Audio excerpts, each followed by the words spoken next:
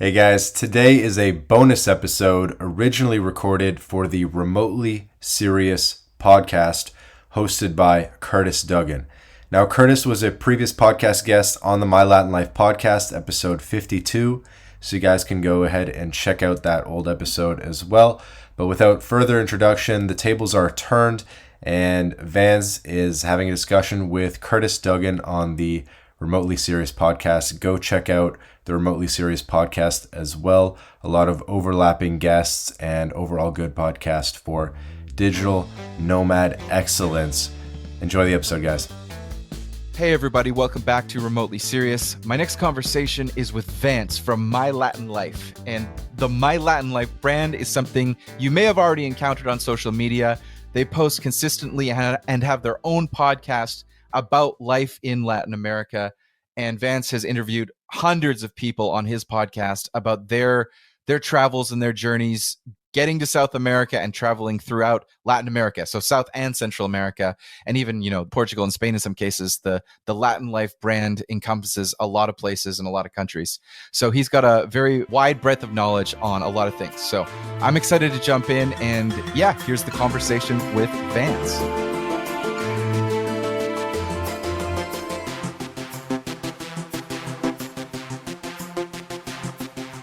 Hey, everybody. Welcome back to the Remotely Serious podcast. I'm here with Vance from My Latin Life. And My Latin Life is a growing brand. It's been around for a while. It's you state it as the trusted guide, or your trusted guide to traveling and living in Latin America since 2014. I actually think the since 2014 part is therein lies a tale. There's a story there, because I've been listening to a lot of episodes of My Latin Life. So Vance, I'm glad to have you on the pod. But there was one episode. Oh, no, you're welcome. No, I'm a longtime listener, a one-time caller when we did an episode together. And but I started to hear something. I was vaguely aware that this was a great brand that you had taken over.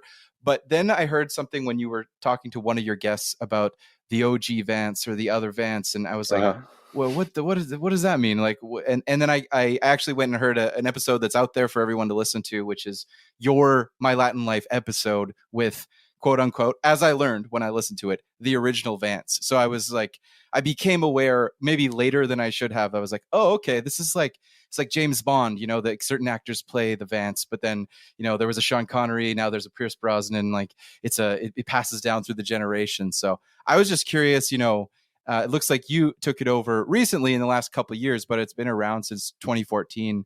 So I just thought it'd be a good place to start to kind of understand My Latin Life, but also your custodianship of it when you took it over, and the details you're able to share about how that came to be. Yeah, that's funny and very observant too. I guess as you can discover, there's layers to this, and most people don't know that there is an OG Vance and a newer Vance.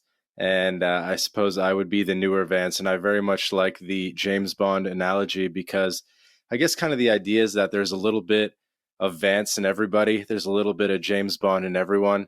And it's a character that is assumed by a couple different personas. And maybe I've even had ideas of having like a female co-host and having her have a different code name and just bring like a new dynamic to the podcast. Vancita. Yeah, exactly. Vance Nessa. I don't know. Yeah. Something like that. Yeah, Vance Nessa.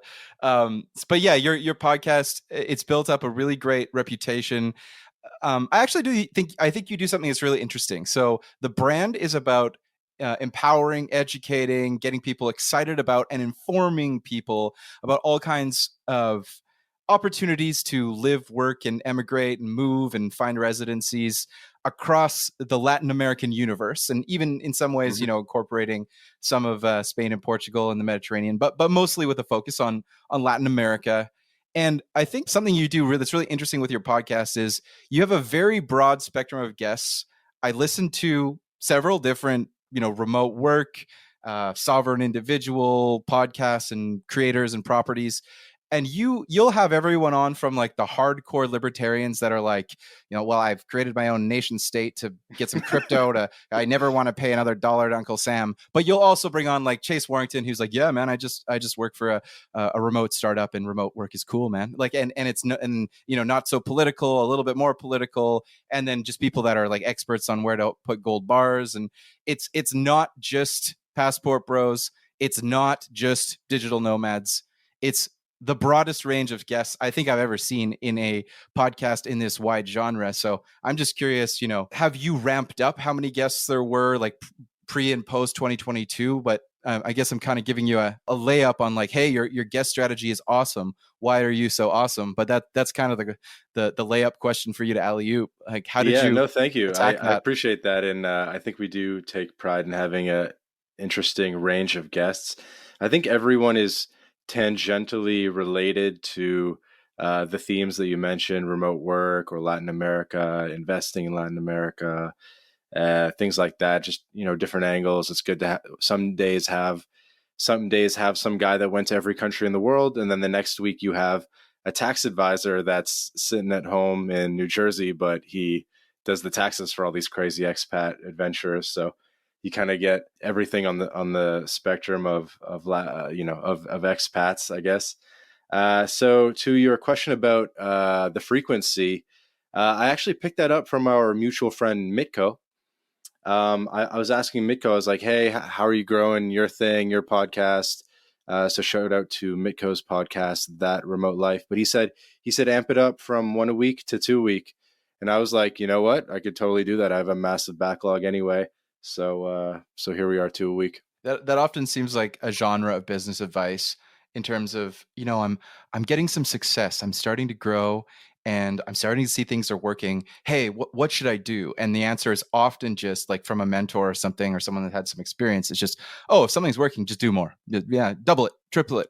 And as simple as that is, it's often just getting that kick to be like, oh yeah, okay, I'll just do twice as much, and then I'll grow faster. It's as simple as that. Sometimes I think it's, you got to be on to something first. It's got to be working for one for it to work for two. But I definitely, yeah, I listened to my Latin Life at the gym, and I noticed that like, oh, I've got more queued up than usual. At some point, whenever you made that switch, I was like, oh, I got a backlog here. And you're often in the 2 hour range. You'll take people on a long journey, in a very fruitful journey across all aspects of your guest. So it's definitely it's like a nice long steak dinner. Thank you. No, it's great hearing this feedback. And sorry if this is a boring introduction to everyone for the podcast, but we're just jamming here. It's great to get this feedback because none of my real life friends really listen to the podcast, and I don't really overly solicit feedback on the episodes all that much, be it on Twitter or from hardcore listeners or anything. I just put it out, and the numbers are pretty good, and uh, so I'm like I'm like low involvement, I guess, in my own podcast. It's kind of funny. What is the media company or the business model of My Latin Life? I'm literally just thinking, do I hear ads a lot on My Latin Life? And I don't think you're not, it's definitely not packed with ads. So, We do have ads now. Recently, I mean, we have two sponsors as of the recording of this. We have Language Blend and Bit Refill. So mhm. one Language Blend is for learning Spanish, and then Bit Refill is for buying gift cards with crypto, which is a pretty cool tool for digital nomads. And so yeah, we've had some sponsors, which you could say keeps the light on. It's not nothing groundbreaking, but it's cool. So what originally motivated you to create a Latin American focused media brand as opposed to just living the life and doing some other Wi-Fi money business? Yeah. Well, it's not my primary business. So I do other stuff, and then this is kind of just like the hobby thing. Oh, nice. So it's been about a year and a half now that I've been doing the podcast. So we're up to about 90 episodes published at the time of this recording, and there's another like 10 in the backlog already recorded.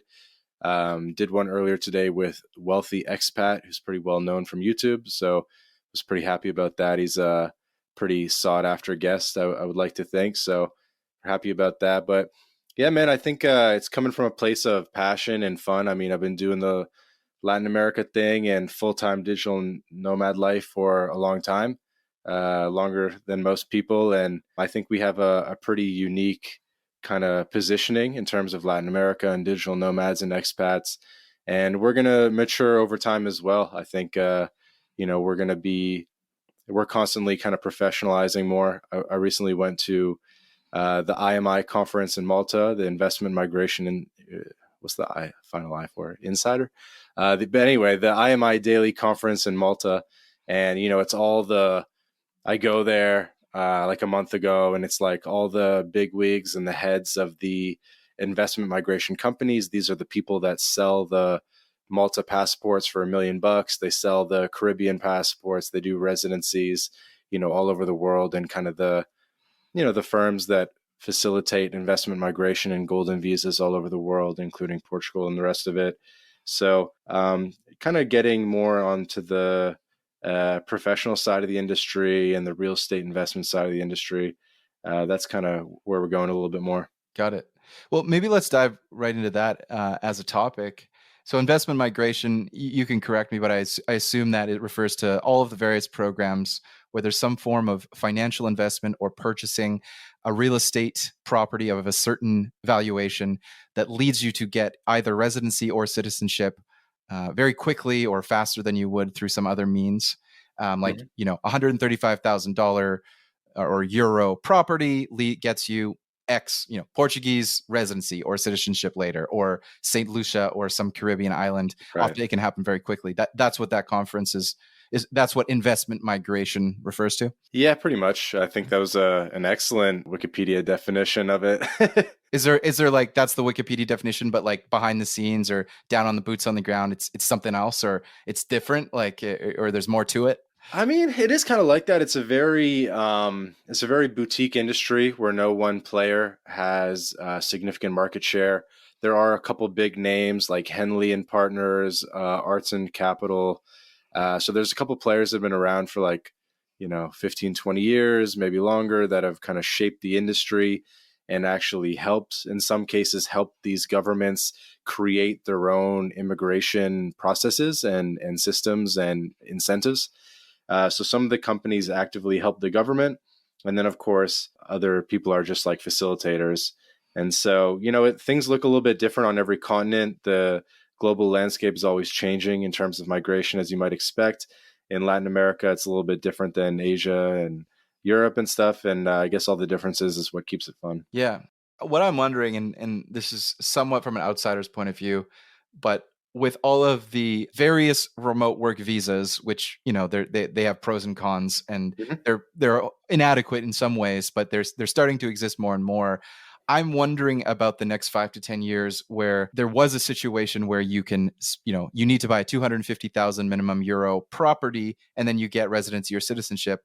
Now there's more programs, more flawed programs, but there's more programs where it's just, hey, prove you can make $2,000 a month on a nomad visa and you also get residency. And I'm just wondering if the lower stakes remote work visas that are just like, yeah, just prove your income. And people's like, great, that now I don't have to pay 200 grand to buy a condo or something in Montenegro. I can just prove 2 grand a month and still get there. Does that change the dynamic of this era of the investment migration real estate, or is it bigger than ever? Is that are they not as related as I think? Yeah, there's definitely a bunch of ways I could answer that, but I would say that most countries have an option to buy real estate or otherwise invest a lot of money and get residency that way. And then most countries have other options where it's more like you get a job in the country, and so you need a visa to, accept the job, or retirement visas, also known as pensionado visas, or independent means visas, non lucrative visas. Of course, there's digital nomad visas, and these ones that you're not really investing a lot of money. I would say they're certainly related, obviously. And I would say that they're different tools that governments and economies in different places in their economic cycle are going to use at different times. So, for example, a country like Portugal, which had like a terrible drop in real estate prices and stuff like that, they wanted to incentivize real estate. They do the golden visa, buy the house, 250K, get the visa. Cool. But once a economy gets overheated, like we've seen in Canada or like we're seeing now in Ireland and in Portugal, it becomes less politically popular to have golden visas where you're just buying houses, because basically what happens is just deep pocketed Chinese and East Asian people come in, and it's, nothing for them, and they're just getting these visas, but they really have no intention of actually spending too much time there. It's just like a plan B, or maybe they send their kids there for college or something like that. And so I think what you're seeing is there'll always be certain countries that will incentivize golden visas that way, but we're finding that it's a little bit politically unpopular.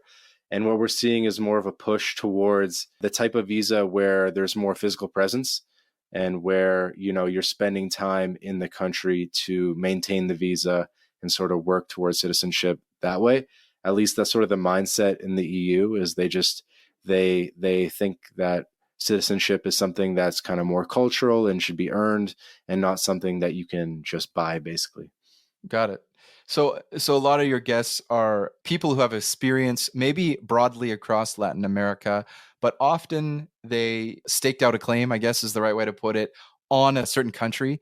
So there might be a Paraguay expert, or there might be a Brazil expert. And I'm not saying everyone's like this, but there are certain people that have kind of promote a Sure. certain country. Argentina, is another one. Mhm. Boat Argentina, Lawrence, the various people that you've had on your podcast. I encourage people to go check out the back catalog. You get to have this broad index of talking to everyone, and you have a claim, or you put out a brand on the Latin part, but you can hear from everyone on all of these countries. So in 2023, after several cycles of Latin American immigration, Latin American adventure and exploration, and now a very a growing and established culture around exploring sovereign movement, the opportunities in the sovereign individual movement, and residencies and passports. Mhm. Are there certain countries that are better than others now, right now in 2023 across Latin America, that just stick out, like you've heard it all? Such and such country or another is definitely more attractive than others for the immigration movement, the passport movement, the residency movement. I think it depends on a couple things, of course. It depends where you're coming from and what passport or citizenships you have already, and where you have residency already.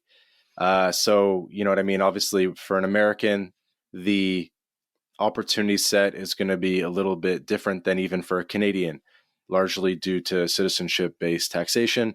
But then also, they might just have little quirky differences, like Americans have certain treaties with like the Netherlands and things like that. So the opportunity set that you have is a little bit different. Like, you kind of have a different chessboard to play with, depending on what your job is, what citizenships you have, how you earn income, what type of income or savings you're able to demonstrate or move around, right? Because, for example, there's ones you can get with like investment in bonds or like certificates of deposit.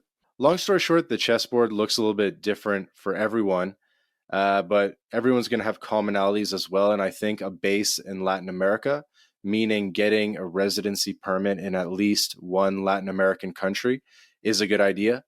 I think the Latin American countries have pretty much no downside, and there's really quite a lot to choose from. Central America is attractive to a lot of people, and then South America is attractive to a lot of people, the Caribbean as well. But I think at least one residency permit in somewhere in Latin America is a good part of anyone's strategy. Where does Mexico fit in all of this? Is it because of its size? I'm just wondering about the ability to kind of get back to places. There are places like the Southern Cone that are, I'm sure, wonderful, but they're further away from Europe and Asia, North America. And then Mexico, in some cases, it's like an hour and a half away from certain American cities. Is it kind of Mexico is gas giant that's kind of like 50 to 60 to 70% of the interest, and then everywhere else kind of compares to Mexico?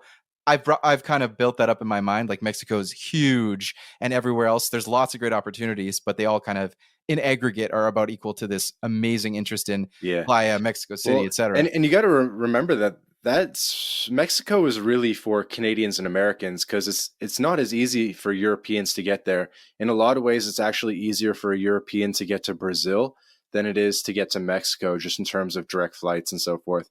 They've opened up more to Cancun, but like flying into Mexico City from Europe is traditionally like pretty expensive.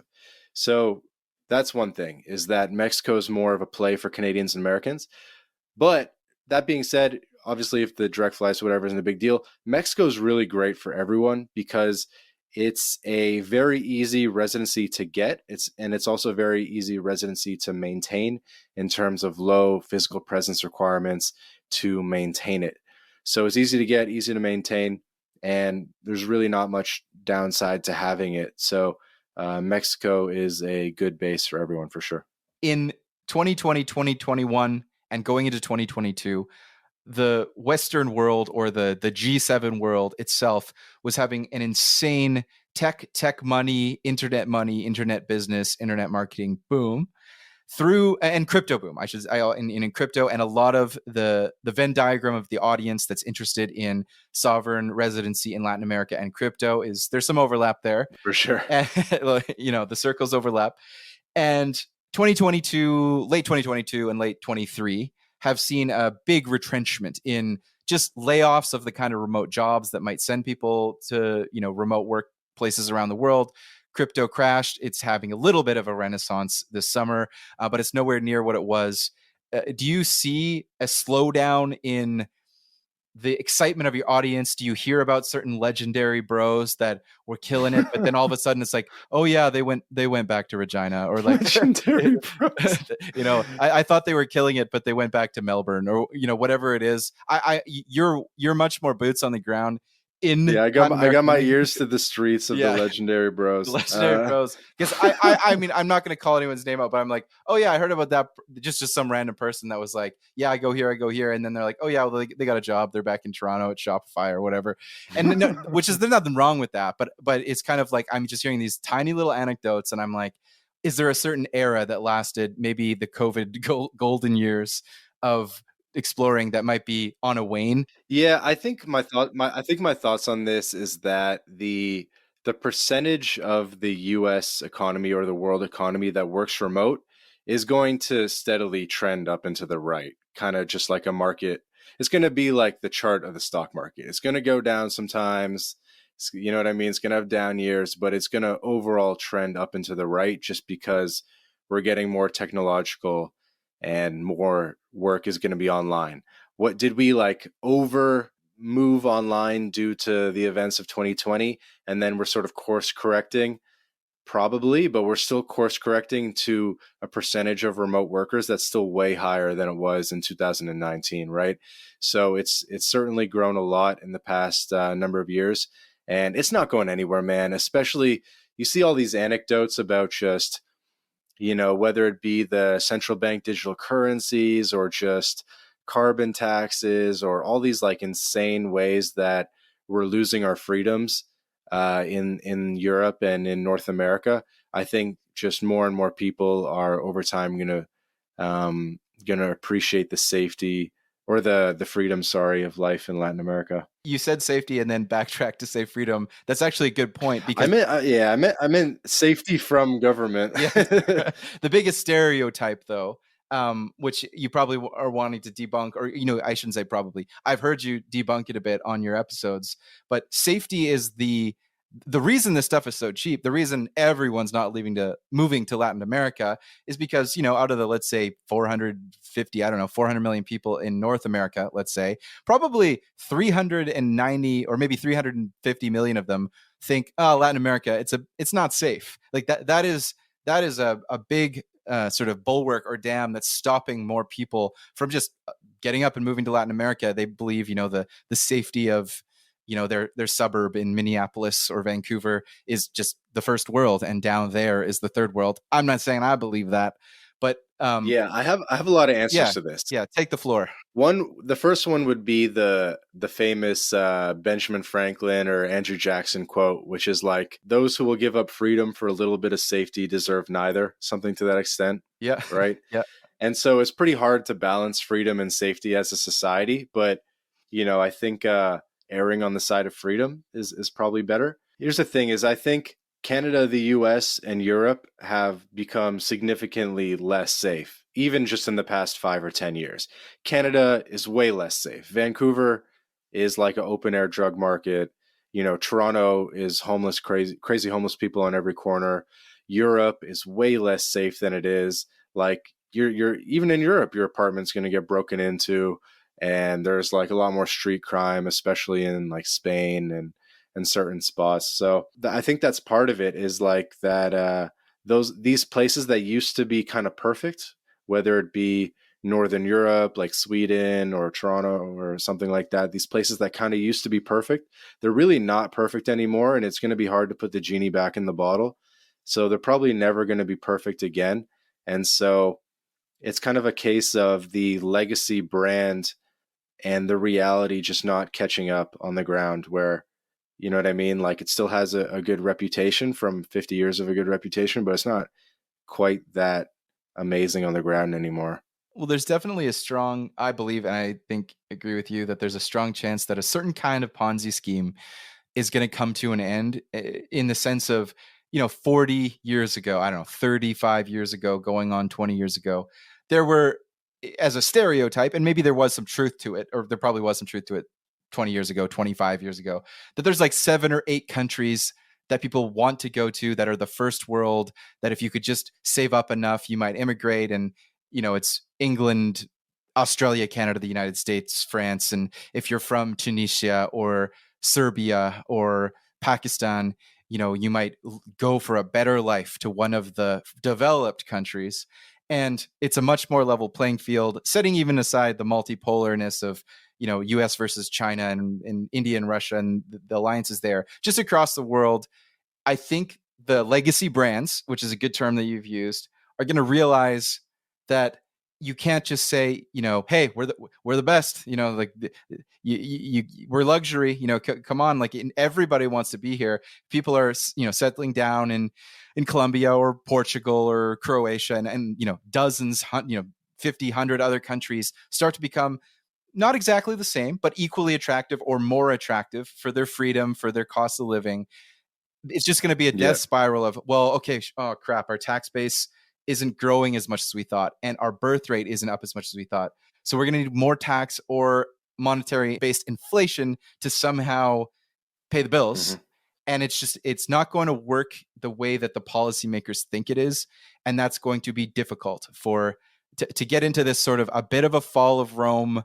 It's not going to be fast. I don't think there's going to be like an apocalypse in British Columbia and in London, but there's going to be a slow flatlining that just it's not going to return to what it was. Yeah, I think the thing is just life was very easy in Canada and the USA and Switzerland for a very long time, where you got rich basically just existing and working like an average job and buying a house when you were supposed to buy a house, and the house goes up, 15-20% a year.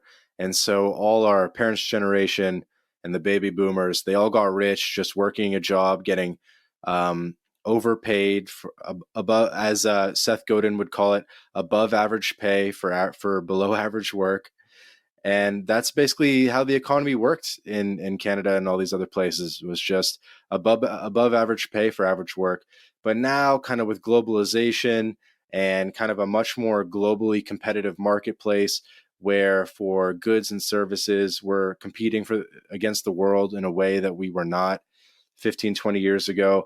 I think that fact alone, of the increased competition, I think that alone has a lot of pressure on wages, and it's going to bring down wages in the West and subsequently kind of raise wages in the East, or in, low wage areas. And so everything's going to kind of regress a little bit towards the mean. So it's just not as stark of a difference now and in the future as it was in the past. Yeah, I mean, I think in general, so many aspects of the world are getting better. If you look at who's dying of malaria, how much of a middle class is there? There's like a classic graph that shows a bunch of stuff getting better, but for this specific group of privileged, born in the 20th century, middle of the 20th century, it is flatlining and getting worse. So it feels to them like there's this decline, but it's sort of like they're in a little tiny little group that's declining, and everywhere else is getting more chances. It's not going to be equality of outcome for everybody, but there's like there's never been more opportunity to make Wi-Fi money from anywhere and not have to like wait 7 years for the green card to get to the United States, to get the taxi driver job, to someday have your child have a better life. You can, most people could theoretically, open up their phone, even if they can't afford a laptop, start trying something, and there's the opportunity to make a better life. That's the thing about remote work is you got to be good, especially with remote work. If you're the only plumber in town, I guess you can be average, but if you're doing something online where you're really competing against the world, you got to be good. You got to be unique. And so, it's a double-edged sword because you get that freedom of working online and you can travel the world and all these things that I wouldn't trade for anything. But, there's definitely a pressure to perform or to have some sort of special skill set that can't be outsourced. So I'm not in my 20s. I'm a little older than that. But in terms of some, I mean, I'm sure a lot of your audience are people that are curious. They're not necessarily already in Latin America. They're not necessarily remote workers, but they're curious, and you are They're remotely remotely curious. curious. And Bada bing. boom. And so let's say there's some remotely curious person who's one generation younger than me, and it's a 21-year-old in Ottawa, Canada. They're sitting there listening to My Latin Life, and they're talking to their friend. What are you doing? Oh, well, I just graduated from I don't know, McGill, and I'm going to go work for the Ministry of Trees for the rest of my life, or whatever, some job in Yep. Ottawa, or I'm going to go and do this. And they're listening to My Latin Life, and they're thinking, you know what? I've got 3K in the bank from such and such summer painting job.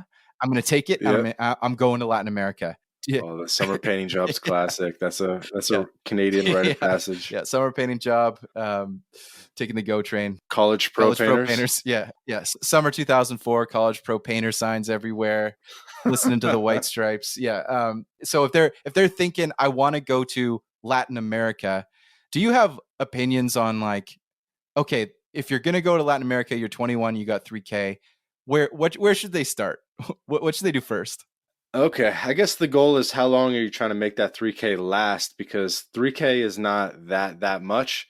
Well, let's say they're trying to make it. Yeah, they don't want to come back to college pro painters next summer, and they don't have a lot. So I'm just here. Is there a launching pad that's the best for extending the runway on an absolute shoestring budget? Well, basically, you need to start making money online as soon as possible to extend your runway.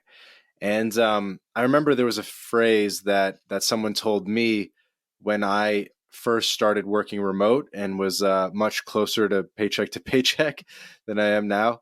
And someone said to me in the first couple months, they said, "Hey, man, if you can make this work now, you can do this the rest of your life." And so I knew if I could just get it to start working and get the train chugging, then I could keep things afloat basically inevitably or forever.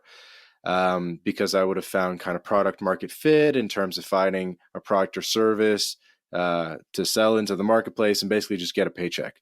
So what would I do? Well, I would basically just start grinding on LinkedIn for remote jobs, and I would just apply to hundreds of jobs a day.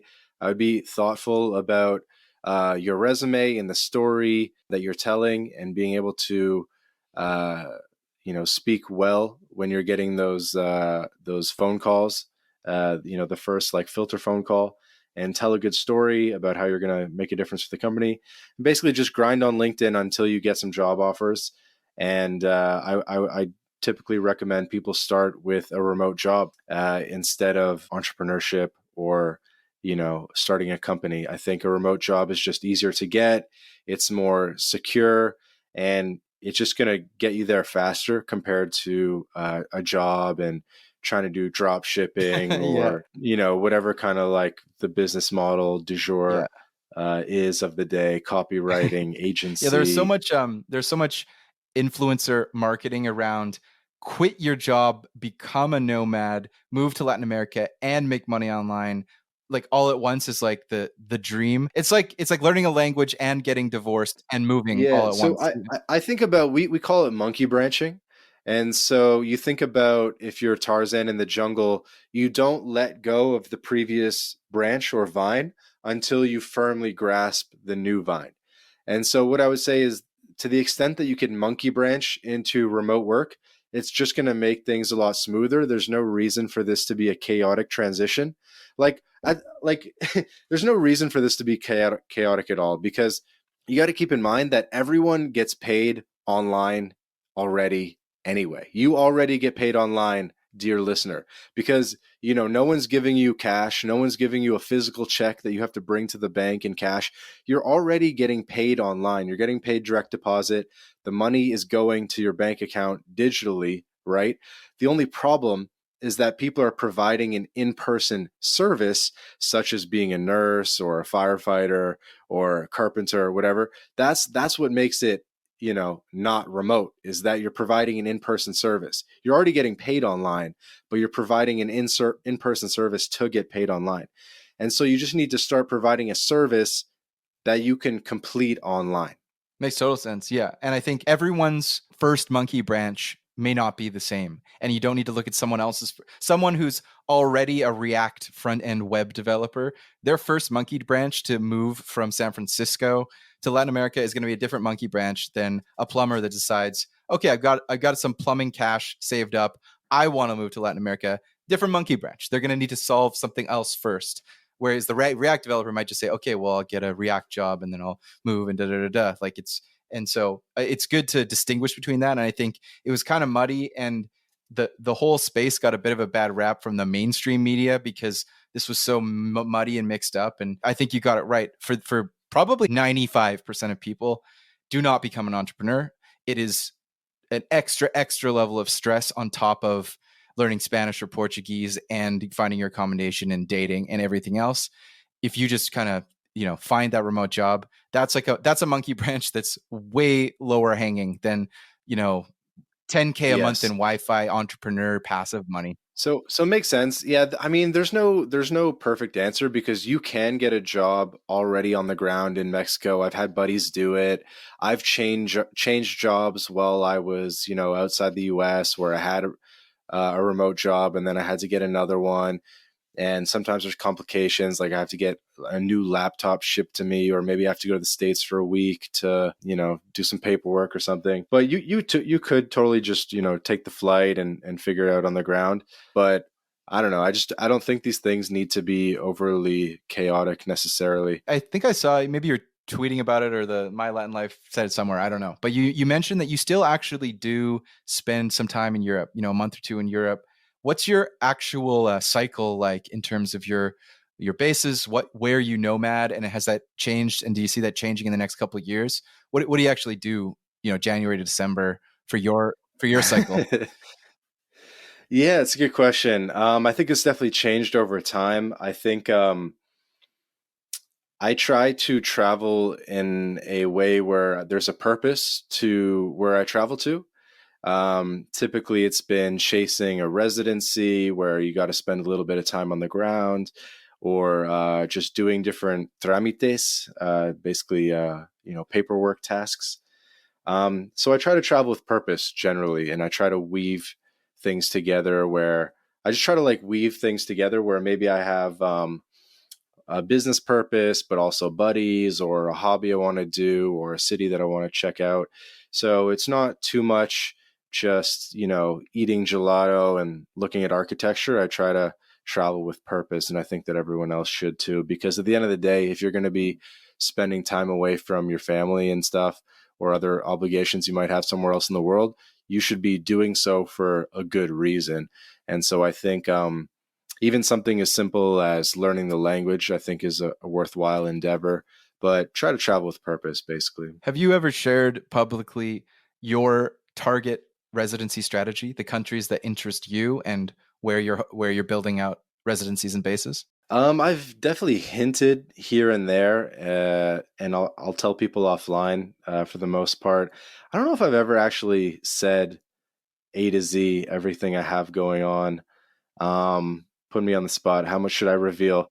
So I do admit that I may or may not be a Canadian American dual citizen, and that I have multiple residencies in Latin America and in different places. How much can I reveal? I mean, I was definitely one of the first people to do Paraguay before the pandemic, to give one time denotement, I guess. So I did Paraguay even before the pandemic, so long before it got super, super popular. Mexico as well, I often comment as one of my bases. Panama, I comment as well as being one of my bases.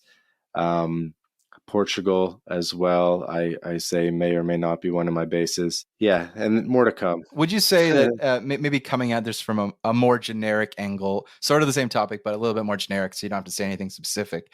Would you say that like the reason some of the people in this space are, you know, bow-tied gentlemen or anon whatever, is that specifically to make sure that the Her Majesty's Revenue and the IRS and the CRA can't just get information? Is that the main benefit of a decent, you know, anonymous strategy?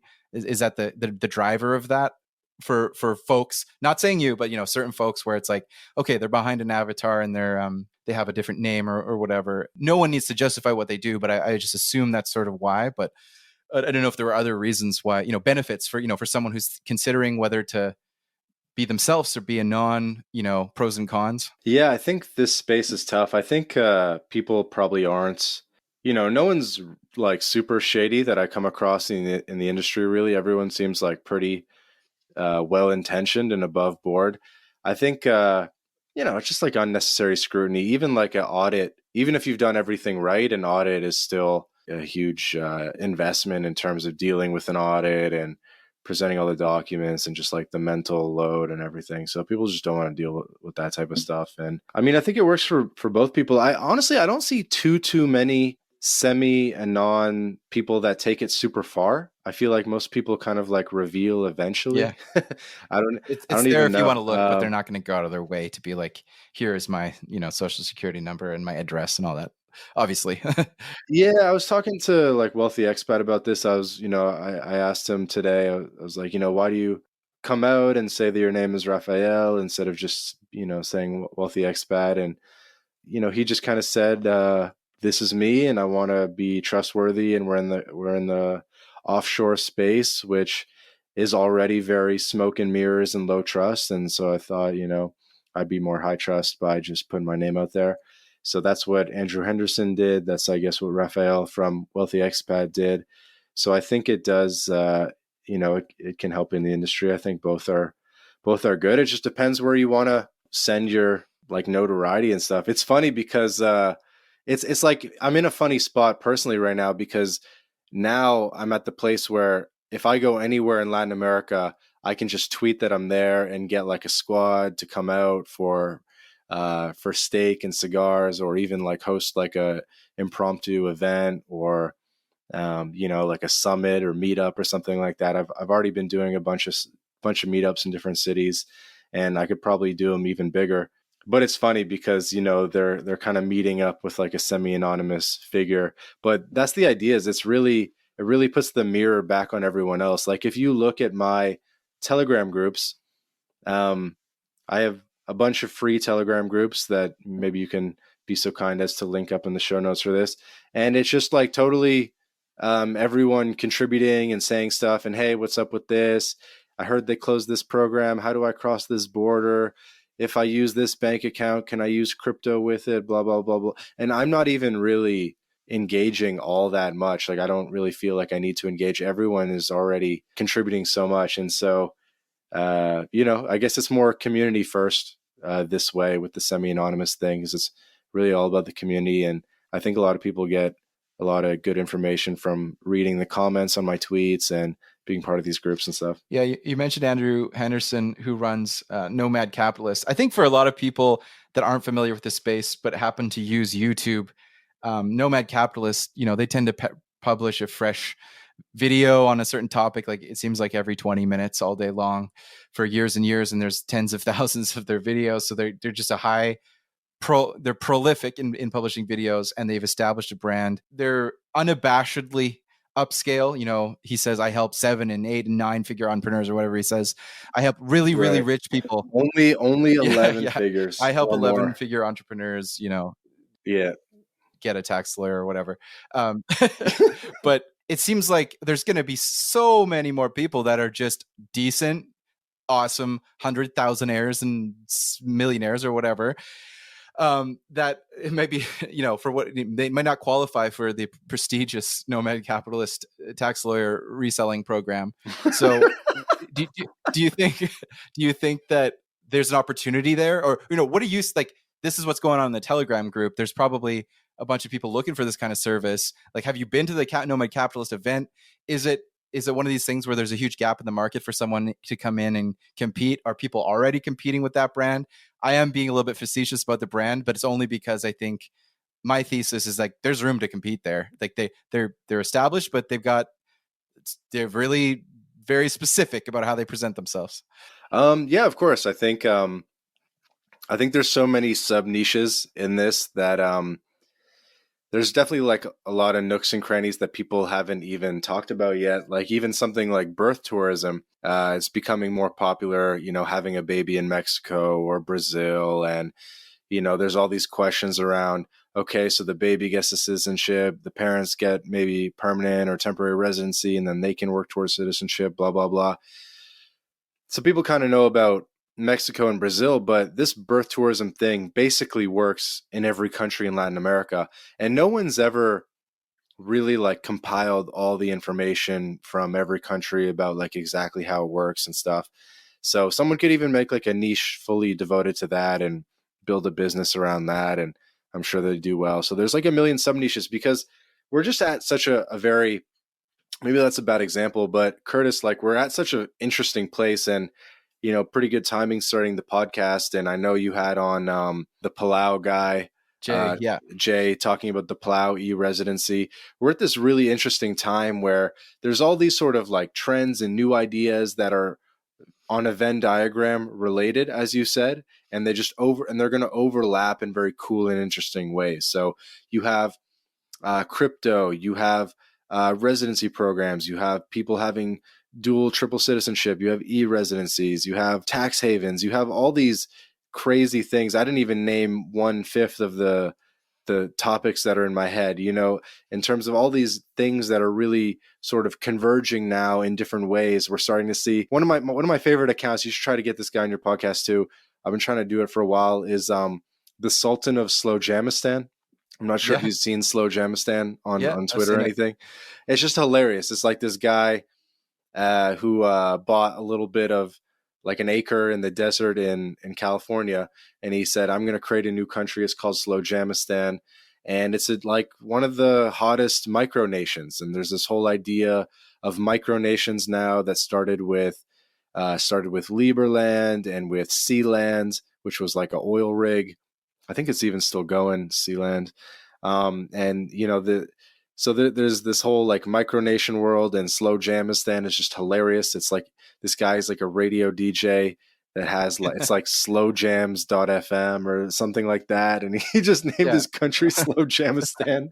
Well, and there's a new generation too. There's like Prospera and Praxis and Yeah, Plumia. that's a Yeah. whole different thing. Free trade zones, special economic zones. We've had a couple guys on the podcast talk about that. And so there's all these just like different things that are converging in really cool ways, and it makes you start thinking like, what is a country, and what is citizenship, and our ideas around citizenship and what a country is and the nation state. These ideas are probably going to change rapidly over the next 100 years. Yeah. One question I had, and this is sort of from a point of ignorance, but for birth tourism, it makes sense, the concept, but it's the idea that you can receive citizenships if a child is born in a certain country. But in practice, is that literally like, okay, your wife or girlfriend is 8 months pregnant, you get a tourist visa to go to Brazil, hang out in Brazil, get a nice Airbnb for 2 months, and then you wait. And then one day it's like, here we are, we're visiting this country, the baby's born, and boom, a passport is created. Like I'm kind of saying, like, is it that easy? Not that that's easy. That's quite a little process to go through, but is it really just kind of visiting a country when someone's pregnant so that the baby pops and then you get a passport? Yeah. How far do you want to take this back? So there's kind of two schools of thought around this, and it's like two Latin terms. It's like juris sanguinis, which is like citizenship by blood, and then juris something, and that's citizenship based on place of birth. Mm-hmm. And I'm the worst. You're bringing the Latin into my Latin life for sure Yeah, here. I'm Yeah. I'm not doing this super well, but basically, long story short, in the Americas, we have this system of citizenship by place of birth. So if you're born in a country, you become a citizen there. That's not necessarily the case in Europe or Asia. just because a baby is born in Germany does not necessarily make it German, or just because a baby is born in Japan does not necessarily make it Japanese if the parents haven't accomplished, 5 years of residency, or they're not both citizens, or blah, blah, blah, blah, blah, any amount of complications. And so the world is actually quite cleanly split in terms of the Americas, the Western Hemisphere being citizenship by birth, and then the rest of the world being more about kind of bloodline and where the citizenship of the parents are from. So I think that's one of the things that's actually attractive about Latin America.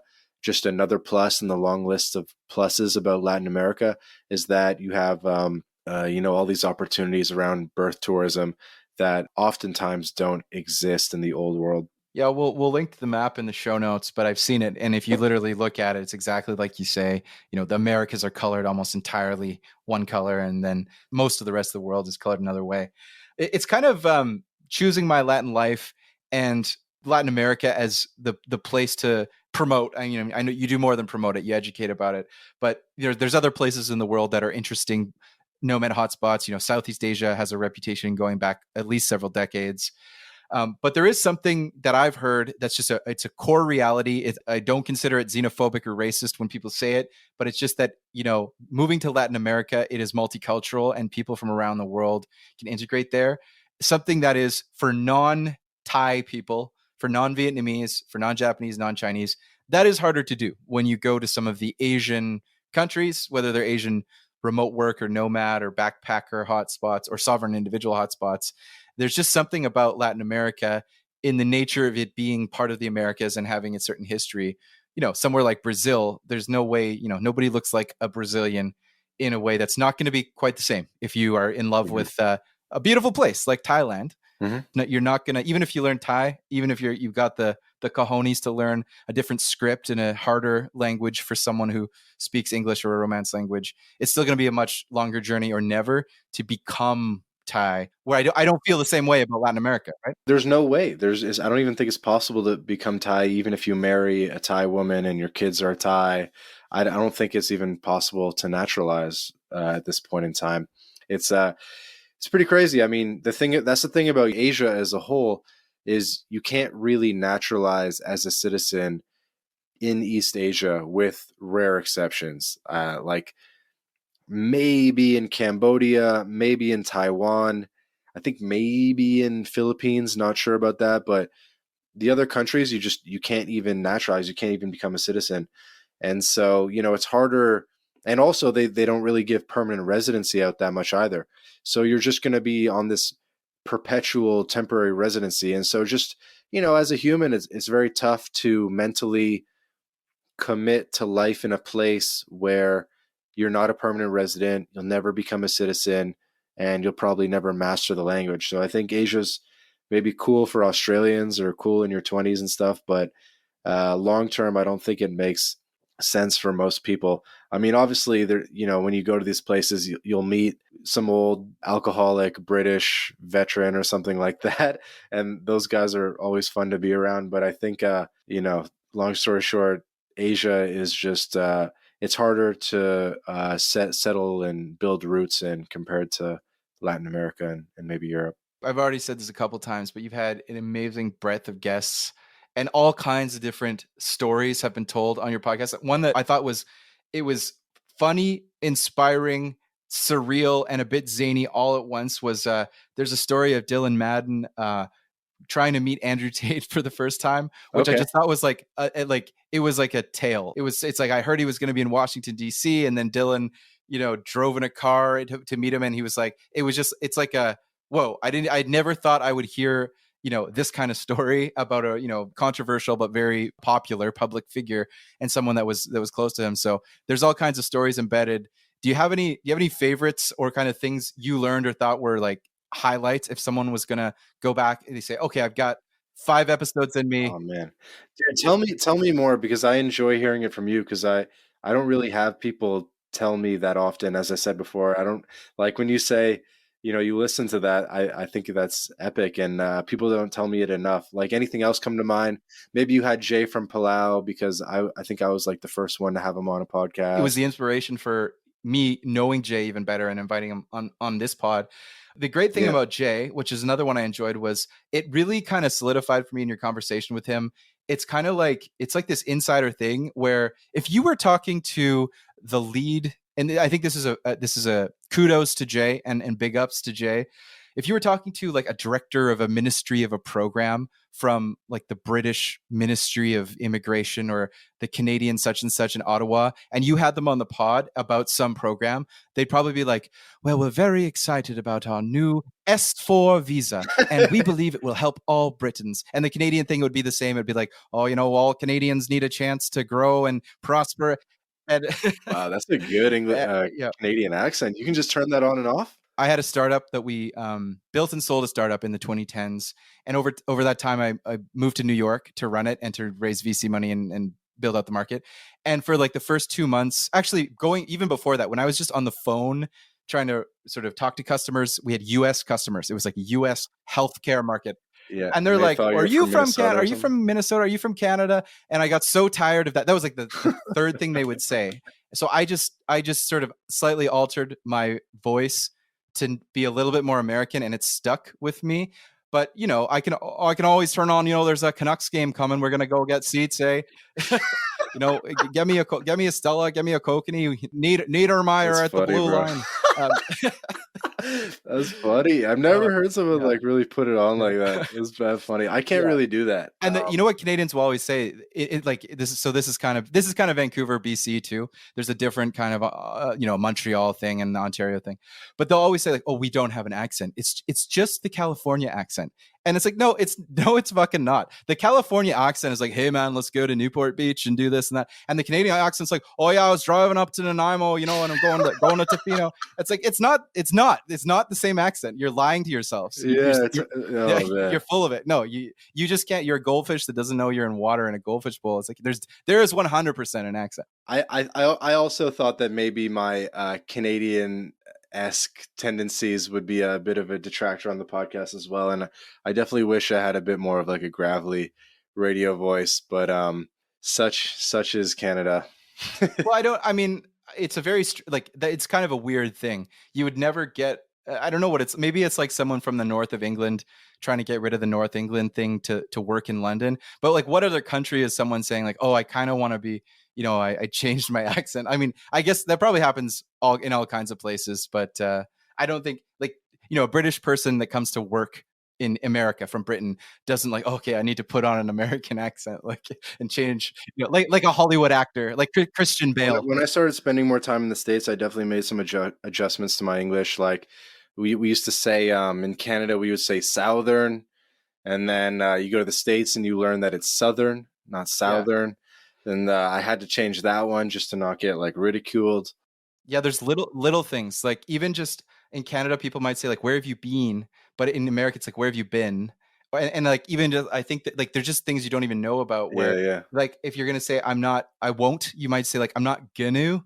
Like that might be something I hear someone say in like Vancouver Island. I'm not gonna, and if no one would say that in the East Coast of America. I'm not gonna. It's funny. By the way, another random question I was going to ask you is, tell me if I'm remembering this correct, but do you have Irish citizenship by descent?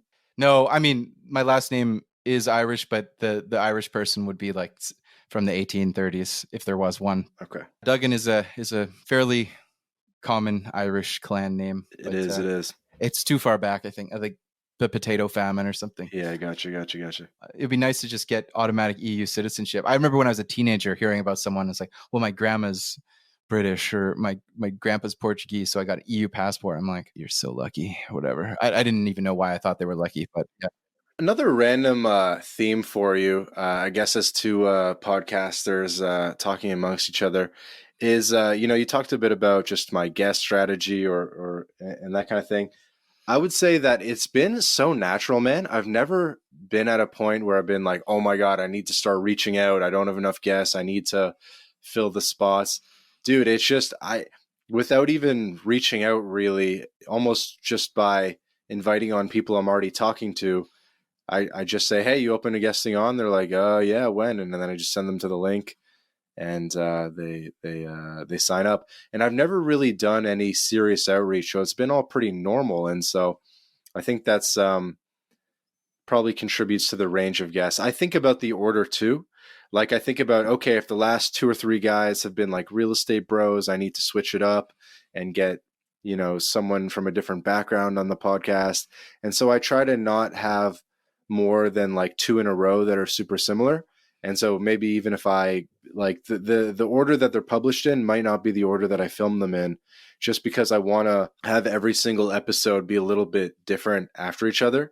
I think I didn't do a good job in the some of the most recent episodes because I had a bunch in a row about real estate. But we're trying to do that. We're trying to have like one episode's an adventure, and then one episode is a tax professional, and then one episode is a YouTuber, and just kind of constantly kind of work around the milieu of different people that we can get. And so I've never had to. I'm at like 100 episodes, and I've never even had to really do any outreach, which is kind of interesting. Yeah, I've heard that. I've heard that in a few at a few junctures in a few places that after a reasonable amount of success, and not a giant amount of success, but a decent bar, the strategy often just becomes about triaging all the inbound requests. Well, I would say though that I'm not just letting people in off inbound. I think I actually don't even receive that much inbound, surprisingly. I don't have too many people that hit me up or have an assistant hit me up and say like, "Hey, this person would be excellent for your podcast." I actually don't receive all too much of that. Um, it's happened a couple times, and like one or two. I had that recently with actually David L'Esperance, who's like a Canadian, very famous Canadian tax lawyer who Mm-hmm. speaks about Canadian American cross border issues and kind of for like dual citizens living in Canada, that kind of thing. So he's like super well known. He goes to conferences, and I got a letter from like a middleman like podcast scheduler company, like totally unrelated. And they're like, "Hey, like David Lesbronce wants to go on your podcast. If you'll be so kind to have him." And I'm like, "What? That's crazy. That got to be like a dream guest." Yeah. Like I would have reached out to him anyway. And so I said yes to that. So that's one. But really, I would say 90% of the guests or more are like straight from Twitter, and maybe a couple Instagram where I like maybe DM the person or something, but it's really almost all like Instagram and Twitter, mostly Twitter. It's good that you clarify that. I actually would say that the genesis of this podcast, I might be embellishing it a little bit, but it's partially for some reason in the course of going to a few remote work events and talking to people and like meeting up with people, meeting up with people in a city. I'm not like as big on Twitter about like, hey, I'm in this city. I don't think I'm that popular yet to do what you do, but at certain times I've like talked to people about like a niche SEO site I have that's about remote work blogging. And at some point, like it's almost like they misunderstood that it's like prior to this podcast launching 6 weeks ago, they're like, "Oh yeah, I should come on to your podcast." Like when it was just a site, like there was no podcast, and I was like, "Yeah, yeah, sure, sure." And I said that enough times, and like one time I actually like committed to it, even though I don't have one. So I was like, "Oh, okay, I guess I need to make a podcast now." So I'm kind of embellishing the story, but there was almost an element of like it happens naturally, and then I also like you're way, way, way, ahead in terms of volume and quality and maturity of what you've done. But I do start to see how, I don't know about the second two, but yeah, in a certain way, maturity of the length, the amount of episodes. I've got stamina for an hour. We're at the hour mark here. I know you probably have more stamina than me. I don't. I feel like if I hit, this is just like I'm switching gears here, just riffing, but. I think what I don't know how to do yet is sustain 2 hours the way you do. So I feel like, yeah, we'll be wrapping up in 5 or 10 minutes and I'll be like, okay, I need to go hydrate, go do some hot yoga and lie down because like that hour takes a lot out of me. I'm thinking on the spot, but you've got the Rogan stamina to go for a decent length. So I got to work on that, I think. yeah, I try not to. I don't want to take. I want to be respectful of my guests, and I don't want to make them Rogan episodes, but almost no one needs to or wants to hang up after just an hour. I think everyone's pretty chill about like, and I don't know, but yeah, all the episodes kind of end up being like an hour and a half to 2 hours. I had that with an episode that just got recorded. It's not out yet. and it was booked for an hour where one or both of us had to stop, and it was an hour. And when we got to 55 minutes, we were getting heated, not with each other, but like about a certain topic, kind of about the Mhm. community. Getting And into it. it was like, okay, now we're just getting started. We got to know each other for 40 minutes, and now we're just getting started. So I might have to adjust this. I've been being respectful, conservative, and cautious about how good I am at podcasting to book hour-long slots and not drag someone along for 2 hours if I'm not ready to be Well, here's the the thing leader. about Yeah. only scheduling it for an hour, and I only schedule for an hour too, is then my calendar looks open and someone tries to schedule something right after, and I'm like, let's be serious. Like Yeah. this is not. I'm not going to be able to make this. Like, there's no way I'm doing this podcast in an hour. I think there's only been one that's been less than an hour, which was Ladislas, the Wandering Investor, and it was like 38 minutes or something. I'm sure I could get it. Like we have a better relationship now, so I'm sure I could get him on and do a Joe Rogan one with him. But that's how it was like a year ago. But yeah, they're pretty long. I mean, I think there's a lot of value in like the transcripts and stuff. If once the AI gets good enough, they can just go through the back catalog and like do some stuff with it. That's strategic. That's thinking ahead of 10 steps ahead of everyone. Yeah, I wonder. I've actually been learning how to sort of call the API. Some of the I'm not a coder by background, but I put a solid 6 months into trying to understand how AI tools are going to affect both entrepreneurship and consulting and jobs, and just like thinking about the next 30 years of making money and kind of getting ahead of things. And it's gonna be wild. It is gonna be wild in the next couple of years how marketing works, how content creation works. Uh, I look at the AI tools and it's like, yeah, there's a lot of the robots are here, and it's not a joke. It's not for nerds. It's like they're powerful tools for doing things. And I don't know. I probably a topic for another episode with maybe a good idea. Actually, I should bring someone on that like knows like really in depth about all this stuff. But yeah, I wonder what Wi-Fi money is going to look like in 5 years with AI as a bit of a non sequitur.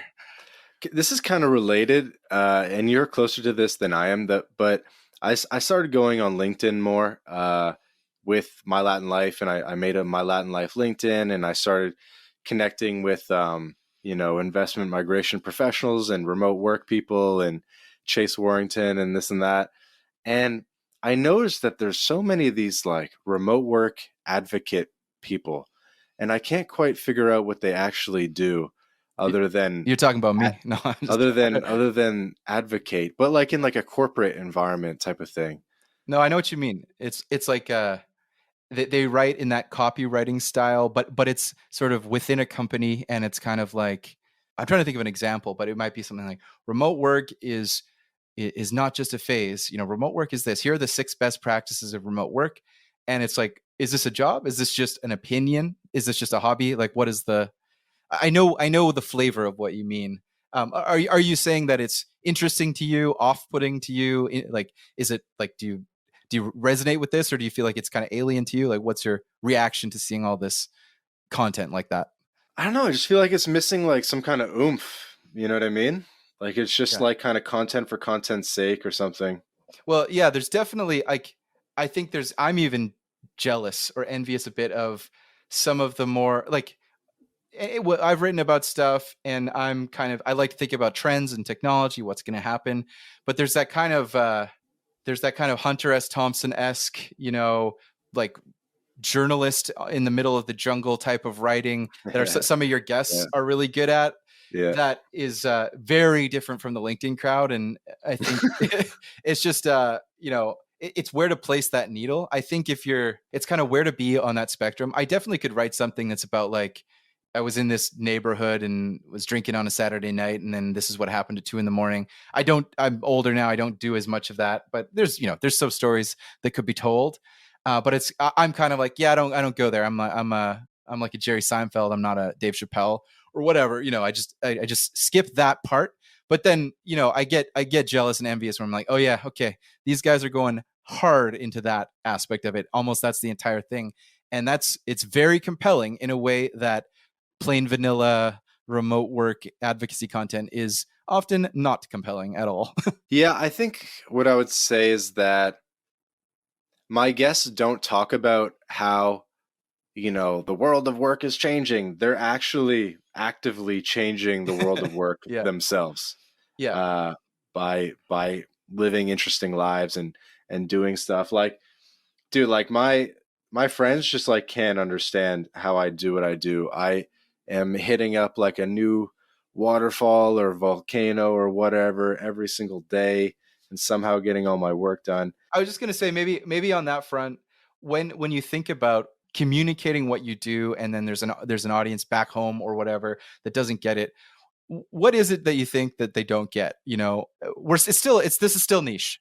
The vast majority kind of doesn't get it. Do you have any psychological theory on the average Torontonian being like, no, no, no, I need to buy a house in Etobicoke and get a variable rate mortgage, and I won't lay on the Canadian accent too thick, but there's just, the vast majority of people still don't get it. Yeah, there was something I wanted to mention earlier when we were talking about monkey branching, which is that if you want to do like a slow monkey branch approach where you're going to wait till you get to the remote job and then go remote after you get the job, kind of more conservative approach, what I would suggest is to do a recon mission of a week or two and go to Colombia, go to Argentina, go to Mexico, whatever, Brazil, and just kind of take it all in and take notes.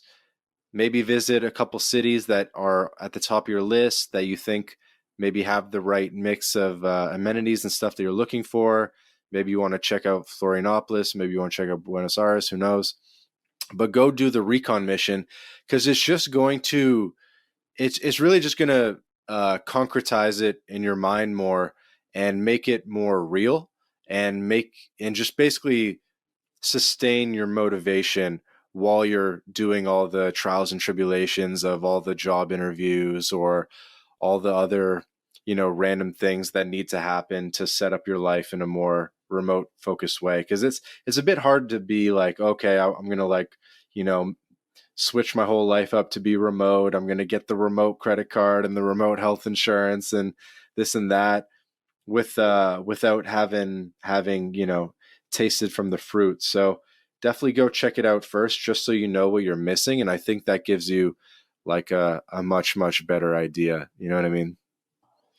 Yeah, no, I think that's a great approach, and can't stress enough how the consider a remote job, take baby steps, grab the monkey branches, do a recon mission is a great approach. I think I hear my girlfriend's home, and I'm 15 minutes are my standard 1 hour slot, so I might have to move to wrap up here. But just like we discussed, once you get going, it's like you got enough to talk about for 2 or 3 hours effortlessly. So we'll have to do another episode again soon. We'll trade back. I've been on your podcast once, but whenever the rotation opens up in the long list of people on your podcast for a repeat episode on My Latin Life, I humbly offer my services to come back. But I'm sure you've got an endless queue of people that want to come on there. But yeah, one way or another, let's do it again in another hour or two. Yeah, absolutely. What's the game plan for remotely serious? Tell me a little bit about kind of like the guests and this and that. So Game Plan is the most entertaining remote work podcast in the world. It may not be the most informative. It may not be the most focused on Latin America. It may not be the most, best practices for enterprise teams. But I just want to build the number one most entertaining remote work podcast in the world and find advertisers that want to go along on that journey. I've already, identified a few. I've got some friends, and former, business partners on my niche SEO site, Waviator, that I've advertised before that are great candidates for this kind of thing. But I'm focused on the vision of something that is entertaining for people that are interested in remote work. That's a hard thing to do. What does that mean? Funny? Does that mean charismatic? Does that mean I don't know what it means yet, but I'm just putting that up on the whiteboard. No, I like that. I mean, it's an attention economy. Yeah, I'm an avid listener of other remote work podcasts. It's almost 50% of my podcast feed. My Latin Life, That Remote Life, About Abroad. I listen to all of them. I love all of them. So are there any other ones you want to shout out? I'm just curious. So we got Chase, we got Mitko, yourself. I don't know how often he publishes, but I do enjoy Gonzalo Hall's podcast. I think it's Remote Work Movement. I'll get this all correct in the show notes. I don't know. I think he publishes not on a weekly basis. It's every once in a while. But I love anytime Liam Martin and the Running Remote folks. They're a little bit more focused on Running what remote. Yeah. companies can do and and companies going remote. So it's more on the corporate side. But I'm still interested. Again, I don't know the publishing schedule for that, and it may be offline right now in terms of an actual podcast. This is not specifically remote work podcast, but I listen religiously to Richard Bexon's #1 Costa Rica real estate and investment podcast. It's very focused on Costa Rica. So if that's not your thing, you might not be interested. They don't talk about all of, Central America. It's Costa Rica only.